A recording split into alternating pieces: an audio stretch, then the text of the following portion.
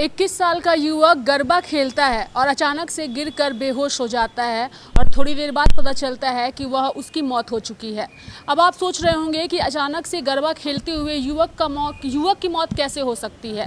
सभी ने यह सोचा और इसी को लेकर के डॉक्टरों ने की जो जांच रिपोर्ट सामने आई उसमें ये मालूम चला कि हार्ट अटैक से युवक की मौत हुई। कुछ दिनों पहले हमने देखा कि किस तरीके से मंच पर प्रसिद्ध गायक केके की भी मौत होती है हार्ट अटैक से। अगर हम कलाकार सिद्धार्थ शुक्ला की बात करें तो उनकी भी मौत हार्ट अटैक से होती है और साथ ही शेन वॉर्न जो कि क्रिकेटर हैं ऑस्ट्रेलिया के, उनकी भी मौत हो जाती है हार्ट अटैक से।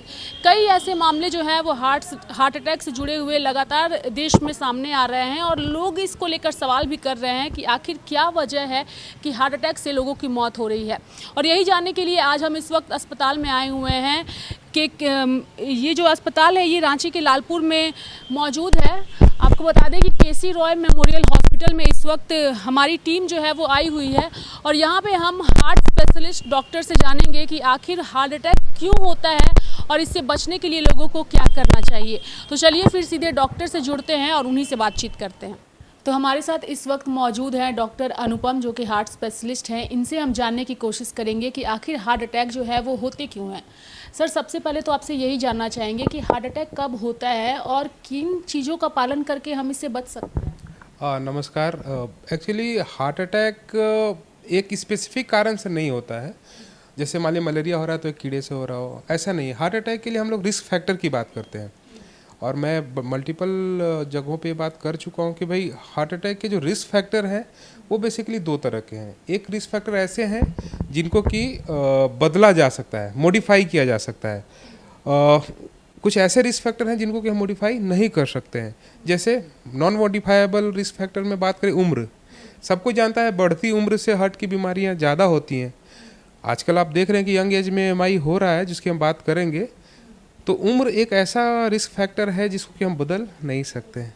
फैमिली हिस्ट्री, अगर आपके फैमिली में अगर हार्ट अटैक की हिस्ट्री है तो उसको भी आप बदल नहीं सकते हैं। तो जो जेनेटिक कंपोजिशन आपका है उसको आप चेंज नहीं कर सकते हैं। लेकिन हाँ, कुछ चीज़ें ऐसी हैं जिनको कि हम बदल सकते हैं और हार्ट को सुरक्षित रख सकते हैं।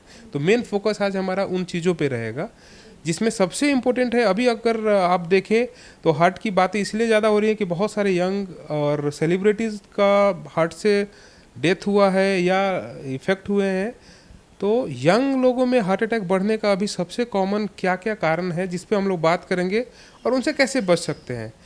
तो कोविड के बाद से, एक्चुअली कोविड जब आया तो बहुत लोगों की लाइफ को हम लोगों ने खोया है, अपनों को खोया है और उस समय की त्रासदी सबको याद है। तो उस समय ही हम लोगों ने ये बात किया था कि कोविड की वजह से ब्लड थिक हो रहा है, गाढ़ा हो रहा है, तो हम लोग ब्लड थिनर दे रहे थे पेशेंट के ट्रीटमेंट में।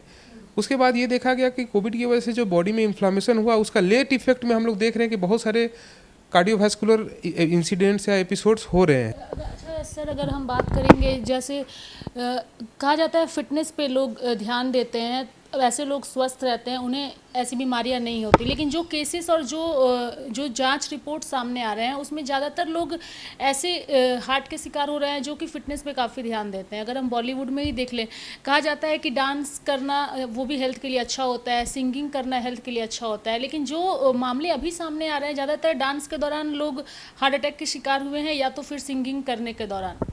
देखिए, आपने जो इशारा किया मैं समझ गया। जो रिसेंट डेथ हुई है अभी गरबा के दौरान, गुजरात में भी हुआ है और हमारे सिंगर भी स्टेज पे हुए हैं। लेकिन मैं कहना चाह रहा हूँ कि जो बातें आपने बोला कि फिजिकल एक्टिविटी से हार्ट हेल्दी रहता है, तो एक पंचवर्षीय योजना है। ऐसा नहीं कि आज सुबह उठ के हम एक्सरसाइज कर दिए तो मेरा हार्ट हेल्दी हो गया। तो एक्सरसाइज का बेनिफिट आने के लिए लंबा समय लगता है। आपको अपने बॉडी को समझना होगा और फिजिकल एक्टिविटी ग्रेडेड करना होगा, बॉडी को अलाउ करना होगा उसकी फिटनेस इंक्रीज करने के लिए, और स्टेप बाय स्टेप आपको अपनी फिजिकल एक्टिविटी बढ़ानी होगी। एक दिन में आप फिजिकल एक्टिविटी करके हार्ट को हेल्दी नहीं कर सकते हैं। अब जिन लोगों की बात हम लोग कर रहे हैं उनका बेसलाइन डिजीज़ क्या था हमको नहीं पता है। जैसे राजू श्रीवास्तव जी का आप देखेंगे तो पहले से एंजियोप्लास्टी हो रखा था, पहले से वो कार्डियक पेशेंट थे, अब वो जिम में गए। तो ऑब्वियसली जो हार्ट के पेशेंट हैं उनको जिम जाने से पहले अपने capacity, vital capacity, physical condition doctor से डिस्कस करना होगा। आप विग्रस एक्सरसाइज अचानक शुरू कर देंगे तो वो आपके स्वास्थ्य के लिए उतना ही नुकसानदायक है जितना एक्सरसाइज न करना, बल्कि उससे ज़्यादा ही। तो फिजिकल एक्टिविटी की अगर हम बात करें तो जितने भी गाइडलाइंस हैं, कार्डियक सोसाइटीज़ हैं, जैसे अमेरिकन हार्ट एसोसिएशन हुआ या यूरोपियन हार्ट एसोसिएशन हुआ, सब ने बोला है कि कम से कम हफ्ते में हार्ट को, मिनिमम की बात हो रही है, मैक्सिमम की बात नहीं हो रही है, 150 मिनट का आपको ब्रिस्क वॉक करना है। तो यहाँ दो ट्रिक है, एक तो 150 मिनट, ये नहीं कि आप संडे को छुट्टी लिए और 150 मिनट टहल लिए, कम से कम हफ्ते में 5 दिन। अगर हम लोग मैथमेटिक्स कैलकुलेशन करें तो आपको 30 मिनट्स अ डे। अक्सर ही हम लोग कई घरों में देखते हैं कि गैस की समस्या से लोग परेशान रहते हैं, और गैस जब लोगों को होता है तो चेस्ट पेन होता है, कई लोग उस समय दवा भी खा लेते हैं, तो ये कितना सही है? और क्या चेस्ट पेन को हमेशा गैस के साथ जोड़ना ये सही है? देखिए, गैस पर से कोई ऐसा टर्मिनोलॉजी मेडिकल साइंस में नहीं है। गैस्ट्राइटिस हम लोग वर्ड यूज़ करते हैं, जनरली स्टमक के अंदर एसिड बनता है, सबके नॉर्मल बनता है, लेकिन स्टमक को प्रोटेक्ट किया गया है एसिड से डैमेज के लिए। अगर वो एसिड या तो रिफ्लेक्स करके इसोफेगस में आ जाए या ज़्यादा अमाउंट में एसिड सिक्रेशन होने लगे तो आपको डिस्कम्फर्ट महसूस होता है। ये बहुत कॉमन चीज़ है। आपको फूड के साथ, आपके एब्डोमिनल फुलनेस के साथ या आपके कोई मेडिकेशंस के साथ वो कॉमनली एसोसिएटेड है। लेकिन मैं, जैसे आपने बोला कि ये पेन गैस का है या हार्ट अटैक का है, कैसे हम लोग कन्फ्यूजन दूर करें, तो डेफिनेटली तो कोई ऐसा चीज़ नहीं है जिससे कि हम एक लाइन में बता सकें कि ये गैस का पेन है कि ये हार्ट अटैक का पेन है। लेकिन हाँ, आपको देखना होगा कि आप रिस्क कैटेगरी में किधर हैं, आप ग्रीन साइड में हैं कि आप रेड साइड में हैं।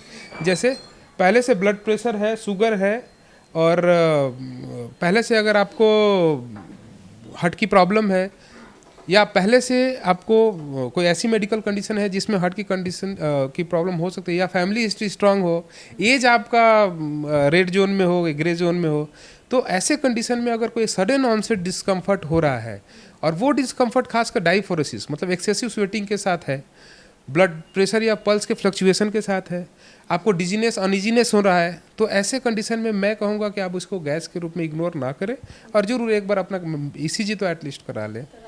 अगर हम इस पेन की बात करें, हार्ट अटैक के दौरान जो दर्द होता है वो कितनी देर का होता है, लोग कैसे समझ सकते हैं उसे? देखिए, आप जो पूछना चाह रही हैं, मुझे लग रहा है आप एंजाइनल पेन के सिम्टम्स या उसका टिपिकल कैरेक्टर के बारे में जानना चाह रही हैं।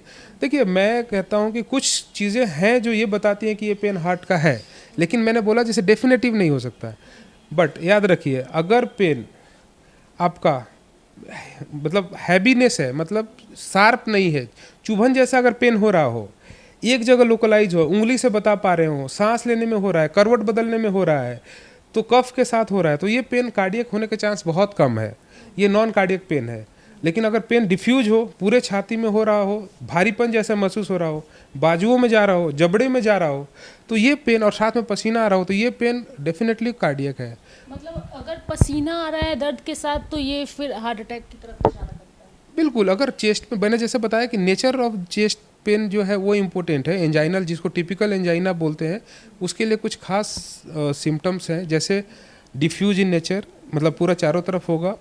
आप बोलिएगा मरीज को कहाँ पेन हो रहा है, तो जनरली वो थंब से या हथेली से बताएगा, उंगली से नहीं बता। अगर आप उंगली से बता पा रहे हो, दबाने पे पेन हो रहा है, चुभन जैसा हो रहा है, तो आप समझिए कि हार्ट का पेन होने के चांस बहुत कम है। बट मैंने जैसे बोला, ये डेफिनेटिव नहीं है, इंडिकेटिव है। मतलब आपको ऐसा, अगर ऐसा पेन हो रहा है तो ये हार्ट का पेन नहीं होगा। डिफ्यूज है, हैवी है, लग रहा है कोई छाती पे पत्थर रख दिया हो, दोनों बाजुओं में हो रहा है, जबड़े जाम हो रहे हैं, गला खींच रहा है, तो ये पेन हार्ट का होने का चांसेस ज़्यादा रहता है। तो हमने हार्ट स्पेशलिस्ट डॉक्टर अनुपम से जाना, उन्होंने बताया कि हार्ट अटैक आने के कई सारे वजह हैं। अगर आप अपने स्वास्थ्य पर ध्यान नहीं देते हैं, खान पान पर ध्यान नहीं देते हैं, तो ये आने वाले दिनों में हार्ट अटैक को जो है वो न्योता देता है। कई लोग स्मोकिंग भी करते हैं, ऐसे में लोगों को स्मोकिंग से बचना चाहिए, क्योंकि स्मोकिंग भी जो है वो हेल्थ के लिए काफ़ी जो है वो नुकसान देता है। पहले हार्ट अटैक जो है वो एक बढ़ती उम्र के लोगों को में ही अक्सर देखने को मिलता था, लेकिन अब जो केसेस सामने आ रहे हैं उसमें युवा पीढ़ी जो है वो इसमें शामिल हो चुकी है। तो ऐसे में कहीं ना कहीं स्वास्थ्य पर ध्यान देना जो है वो बेहद ज़रूरी है, तभी जाकर हार्ट अटैक जैसी समस्या से बचा जा सकता है। तो मेरे साथ फिलहाल इस खबर में इतना ही। तब तक के लिए आप देखते रहिए लाइव लगातार। नमस्कार।